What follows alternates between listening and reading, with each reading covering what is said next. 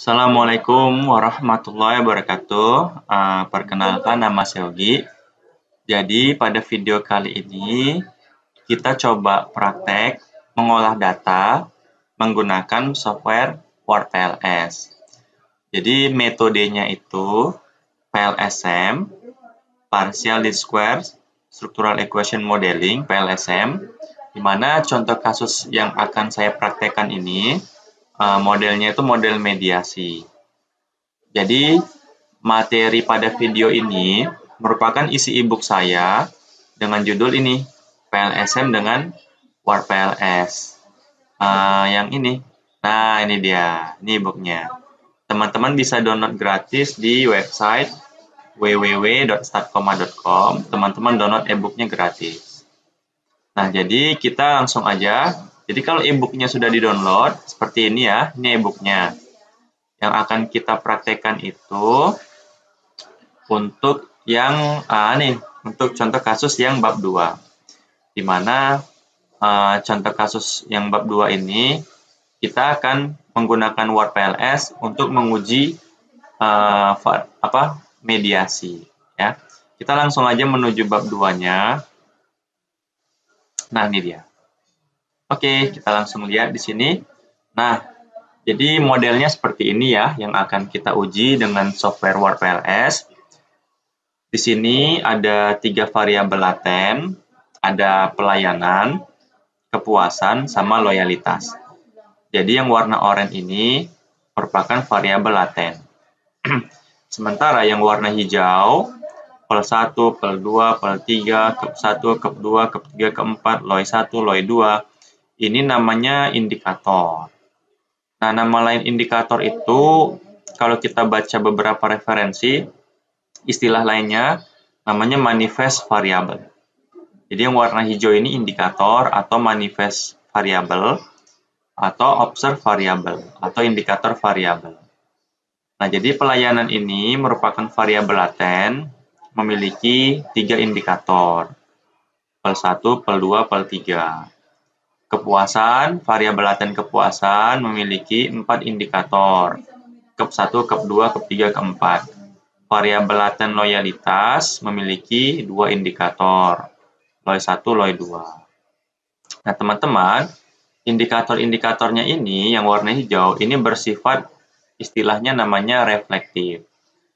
Indikator itu bisa reflektif, bisa formatif. Apa bedanya reflektif sama formatif? Kalau reflektif itu, anak panahnya itu bergerak dari variabel latennya menuju indikator-indikatornya. Jadi anak panahnya itu dari variabel laten bergerak ke indikator, itu namanya reflektif. Nah, formatif itu yang gimana?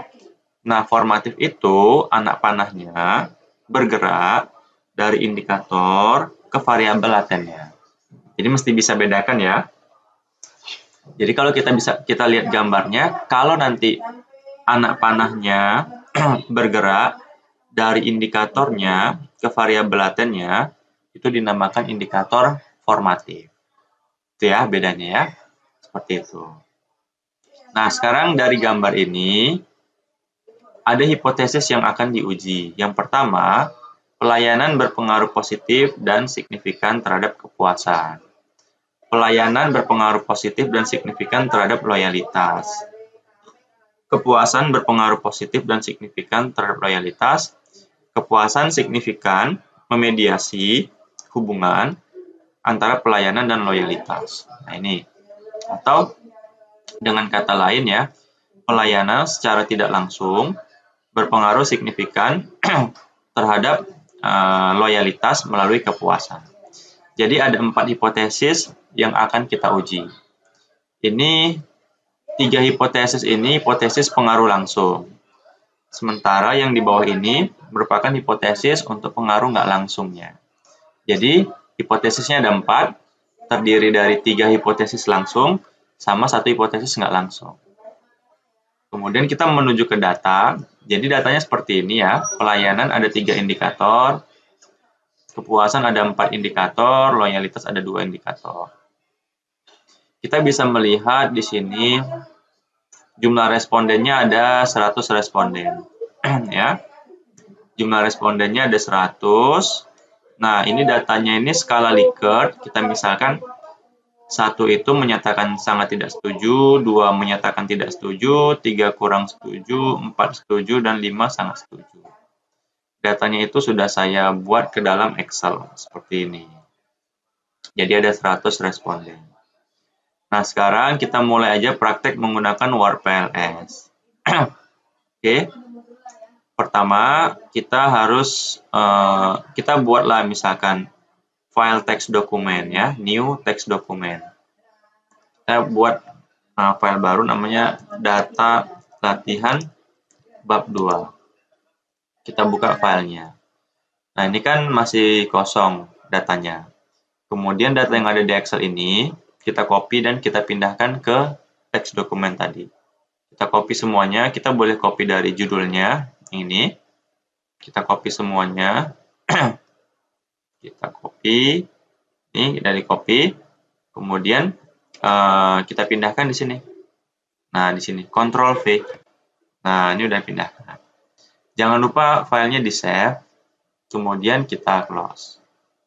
Oke, ini sudah selesai. Sekarang kita jalankan software WordPLS-nya. Di sini saya menggunakan WordPLS versi 7. Ya. Oke.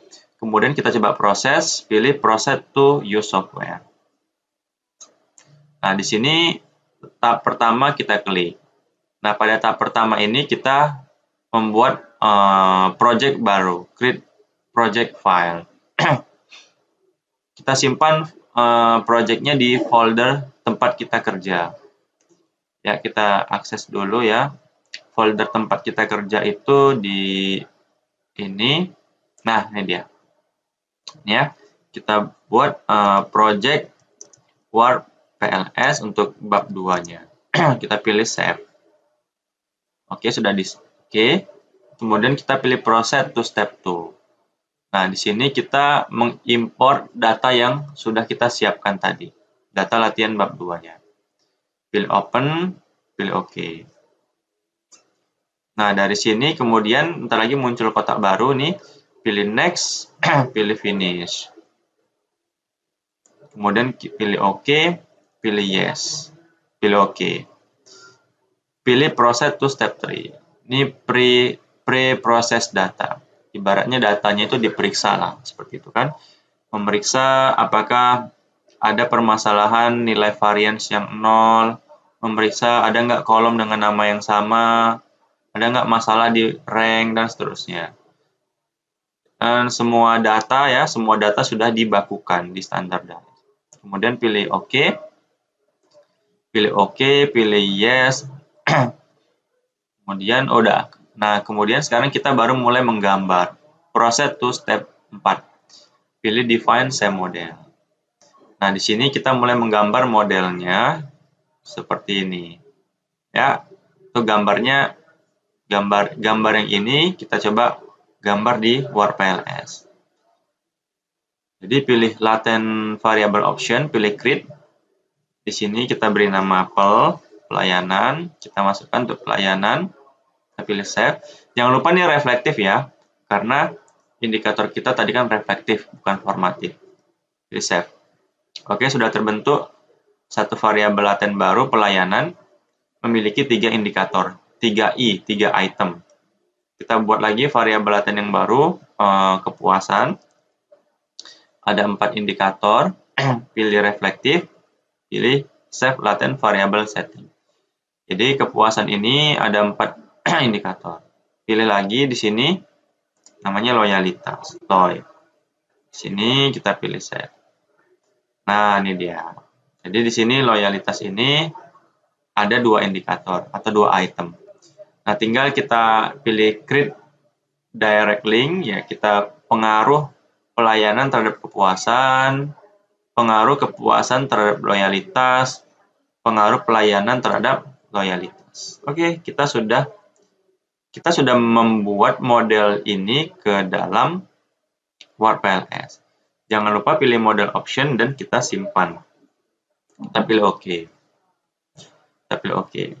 Nah, salah satu fitur yang ada di WordPLS, kita bisa melihat algoritma-algoritma yang tersedia dalam WordPLS. Misalkan untuk algoritma untuk menganalisis outer model, ternyata ada banyak algoritma ya. Cuman secara bawaan menggunakan PLS regression. Sementara algoritma untuk menganalisis inner model ini ada 5 algoritma ya seperti itu. Tapi bawaannya Word 3. Nah, beda dengan software yang PLSM itu ada juga namanya software Smart PLS ya. Cuman algoritmanya itu nggak selengkap yang tersedia di algoritma Word PLS. Kalau menurut saya sih dari sisi algoritmanya mungkin lebih keren Word PLS ya. Tapi kalau dari sisi tampilannya lebih keren di Smart PLS. Tapi nggak apa, semua saling melengkapi. Nah, setelah kita gambar, kemudian baru kita proses tuh step 5. Di sini kita lakukan analisis stem. Maka hasilnya akan muncul. Nah, inilah hasilnya sudah muncul. Nah, baru kita mulai masuk ke bagian interpretasi hasil. Ya, nah ini dia.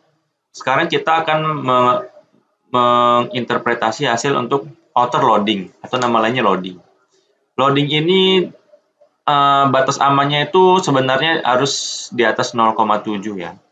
Tapi kalau 0,4 sampai 0,7 itu dapat dipertimbangkan untuk dieliminasi. Kalau dia saat dieliminasi meningkatkan nilai composite sama AV-nya. Tapi untuk awalnya kita lihat aja dulu nilai loadingnya di atas 0,7 atau enggak. Oke, kita cek nilai loadingnya, kita pilih view, pilih ini. Nah, ini ya, view combine loading and cross loading. Di sini nilai loadingnya itu yang ada tanda kurung. Nilai loading dari PEL 1, PEL 2, PEL 3, PEL 4, Cup 1, Cup 2 sampai LOI, semua nilainya di atas 0,7 ya. Ini kan ya, ini semuanya udah di atas 0,7 yang berarti seluruh indikator dipertahankan dalam proses analisis selanjutnya. Ya, ini kan nilainya 0,961, 0,961, 0,961, 0,956. Semua udah di atas 0,7 berarti kita lanjut ke proses analisis selanjutnya. Atau sudah valid lah seperti itu. Kemudian kita memeriksa nilai AV. Nilai AV ini itu harus di atas 0,5 batasannya. Kita bisa lihat nilai AV-nya itu ya dengan cara nilai AV-nya di ini latent variable coefficient. Nah, nilai AV-nya ini sudah lolos di atas 0,5. Nilai AV dari pelayanan 0,923. Nilai AV dari kepuasan 0,914. Nilai AV dari loyalitas 0,939. Semuanya sudah di atas 0,5 berarti dari sisi AV-nya udah lolos atau udah valid. 923, 914. Sama nggak? Sama ya, 923, 914. Oke, kemudian kita melakukan uji composite reliability atau kayak uji reliabilitas. Itu dia harus di atas 0,7. Tapi sebenarnya di atas 0,6 masih dapat diterima. Seperti itu dia. Ya. Kita lihat composite reliability-nya apakah di atas 0,7. Nah, ini composite reliability-nya udah lolos juga, udah di atas 0,7. 0,973, 0,977, 0,968. Semuanya udah di atas 0,7, berarti dari sisi composite reliability-nya sudah lolos, sudah di atas 0,7. Kemudian kita mau memeriksa validitas diskriminan. Nah, untuk validitas diskriminan ini ada dua pendekatan ya. Ada cross-loading sama Fornell-Larker. Sekarang kita lihat dulu aja validitas diskriminan untuk Fornell dan Larker-nya. Caranya, bentar ya. Caranya itu pilih view. Ini, view correlation among latent variable and error. Pilih ini, yang di atas ya. Nah, ini merupakan pendekatan Fornell dan Larker. Itu sudah saya jelaskan juga di sini ya. Jadi intinya yang nilai kurung ini itu namanya itu nilai akar kuadrat AV. Ini nilai akar kuadrat AV dari pelayanan. Ini nilai akar kuadrat AV dari kepuasan. Ini nilai akar kuadrat AV dari loyalitas. Nilai akar kuadrat AV ini harus, nah sementara nilai yang nggak ada kurung ini nilai korelasi. Ini nilai korelasi antara pelayanan dan kepuasan. Ini nilai korelasi antara pelayanan dan loyalitas.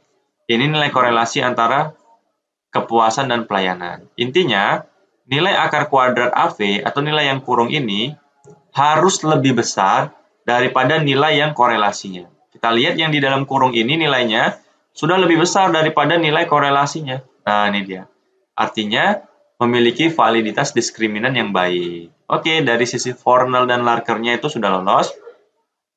Kita sekarang lihat dari sisi cross-loadingnya. Validitas diskriminan berdasarkan cross-loading. Intinya nilai yang di dalam kurung, misalkan gini ya, ini kan untuk PEL 1, itu nilainya 0, nilai loading ya, ini nilai loading sih. Nilai loading PEL 1 terhadap PEL itu 0,961. Itu lebih besar daripada si nilai loading PEL 1 dengan PEL 1 dengan LOY. Jadi dilihat dari baris ini, ternyata yang paling besar ya di sini. Artinya PEL 1 memang indikatornya si PEL. Untuk PEL 2, mana yang besar? Juga si ini, 0,961. Jadi PEL 2 itu miliknya si PEL. PEL 3 juga lebih besar si PEL miliknya. Untuk kepuasan. Nah, kepuasan mana yang lebih besar nih? Kepuasan. Kepuasan lebih besar KEP 1 lebih besar di kepuasan. Jadi KEP 1 itu memang indikatornya si kepuasan. KEP 2 memang indikatornya si kepuasan. Nah, jadi nggak ada yang ketuker gitu. Tapi misalkan, kalau misalkan di sini lebih kecil, ternyata lebih besar di LOY, misalkan 0,985, artinya PEL 1 itu bukan indikatornya si PEL, tapi mirip LOY. Jadi ada yang ketuker, seperti itu dia. Jadi kita lihat dari sisi validitas diskriminan, dari sisi cross-loadingnya sudah oke, udah mantap. Oke ya. Nah, sekarang baru kita masuk ke pengujian hipotesis atau nama lainnya struktural model atau inner model. Ya, seperti itu dia. Oke. Nah, di sini kita pilih ini, view, pilih path coefficient. Nah, ini dia. Ini sudah saya artikan juga di sini ya. Nah, kita langsung aja baca dari sini ya. Sini. Jadi ini pelayanan itu berpengaruh positif terhadap kepuasan. Ya, di sini saya buat baru di sini ya. Di sini pelayanan ya. Langsung aja di sini saya lihat aja nih. Diketahui nilai koefisien jalur pelayanan terhadap kepuasan adalah 0,538. Itu yang ini. Ya, yakni bernilai positif yang berarti pelayanan berpengaruh positif dan pelayanan berpengaruh positif terhadap kepuasan. Kemudian nilai p-value-nya pelayanan terhadap kepuasan itu kan lebih kecil daripada 0,001. Ya, artinya lebih kecil juga daripada 0,05. Maka disimpulkan ya pelayanan berpengaruh signifikan terhadap kepuasan. Jadi kita simpulkan pelayanan berpengaruh positif dan signifikan terhadap kepuasan. Begitu juga nih untuk pelayanan terhadap loyalitas, nilai koefisien jalurnya 0,370. Nah, ini dia kan. Jadi kita bisa lihat pelayanan berpengaruh positif terhadap loyalitas, pelayanan juga berpengaruh signifikan terhadap loyalitas. Ya. Jadi pelayanan berpengaruh positif dan signifikan terhadap loyalitas. Begitu juga kepuasan, itu kan nilainya 0,398 ya terhadap LOY. Jadi kepuasan berpengaruh positif dan signifikan terhadap loyalitas. Ya. Oke. Kemudian kita bisa lihat nilai R-square-nya. Nilai R-square itu tadi udah diakses ya. Kita bisa akses lagi nilai R-square-nya. Di ini latent variable coefficient, nilai R-square-nya. Ini untuk kepuasan, ini untuk loyalitas. Jadi nilai R-square ini untuk variabel endogennya ya. Jadi kita bisa lihat nilai R-square pada variabel laten kepuasan 0,289 yang berarti pelayanan mampu menjelaskan varians dari variabel tak bebas kepuasan sebesar 28,9%.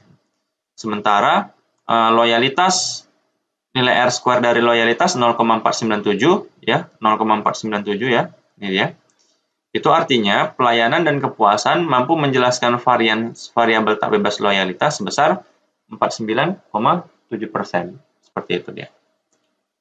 Nah, terakhir kita coba melihat hasil pengujian pengaruh mediasinya atau pengaruh nggak langsungnya. Kita pilih view, kita pilih indirect, kita bisa pilih yang tabel view coba nih. Nah, di sini ya, di tabelnya sudah saya ini dia ya. Di sini kita bisa lihat pengaruh nggak langsungnya itu di bagian nih, indirect effect for path with two segment. Kenapa two segment? Dia two segment itu artinya dua jalur ya. Jadi pelayanan menuju ke loyalitas melalui kepuasan itu dia melalui dua jalur. Jalur yang pertama dari pelayanan menuju kepuasan. Tuh. Jalur yang kedua dari kepuasan menuju loyalitas. Makanya two segment seperti itu dia. Ya. Sini kita bisa lihat pengaruh nggak langsung pelayanan terhadap loyalitas melalui kepuasan 0,214. Dan nilai p-value-nya, p-values of indirect effect itu lebih kecil daripada 0,001 yang berarti lebih kecil daripada 0,05, maka disimpulkan kepuasan signifikan memediasi hubungan antara pelayanan dan loyalitas.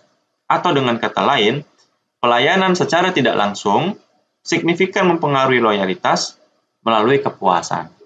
Seperti itu. Jadi, hipotesis yang terakhir mediasi diterima. Baru kita lakukan pengujian kecocokan model secara keseluruhan. Tapi sebenarnya ini saya kutip ya langsung dari referensinya Kok. Kok ini pembuat software Word PLS. Jadi, jika suatu penelitian hanya bermaksud atau bertujuan sebatas pengujian hipotesis saja, maka pengujian kecocokan model tidak penting. Jadi teman-teman, kalau penelitian teman-teman hanya sekedar menguji hipotesis aja, ya udah nggak usah melakukan uji kecocokan model seperti itu dia. Tapi kalau misalkan mau ngebandingin model mana yang lebih bagus, misalkan ada dua model A dengan model B, nah baru perlu kita uji kecocokannya. Seperti itu dia. Kan seperti itu dia. Nah, jadi kita bisa memeriksa nilai kayak APC, ARS, AFIF, dan GOV. Ya. Caranya kita bisa lihat di sini ya untuk uji kecocokan model. Pilih View General Result. Nah, ini akan langsung muncul nih. Sebenarnya di sini ada 10 indeks. 1, 2, 3, 4, 5, 6, 7, 8, 9, 10. Cuman kalau saya ngambil 5 aja deh. Nggak usah semua sih. Saya ya. Nah, kalau saya pertama periksa namanya APC. Ini APC. Nilai APC-nya itu 0,435. APC-nya 0,435, p-value-nya sebenarnya fokusnya ke p-value-nya aja sih. Kalau p-value-nya lebih kecil daripada 0,05 berarti dia fit. Dari sisi APC-nya, p-value-nya kan lebih kecil dari 0,001. Artinya dia lebih kecil daripada 0,05. Nah, ini artinya model terpenuhi dari sisi kriteria APC. Ya, ini dari sisi ARS juga terpenuhi, dari sisi AARS juga terpenuhi, modelnya fit. Ini AFIF-nya 1,874, lebih kecil ya, idealnya lebih kecil dari 3,3 juga memenuhi. AFIF-nya 1,678, idealnya lebih kecil dari 3,3 terpenuhi. GOV-nya saya punya 0,603, dikatakan GOV-nya itu kuat, kalau di atas 0,36 ya berarti lolos juga ya, berarti kuat. Dan seterusnya udah lolos semua ini. Jadi kesimpulannya dari 10 indikator kecocokan model semuanya fit. Nggak harus semua ya. 3 atau 4, 5 itu udah oke lah seperti itu.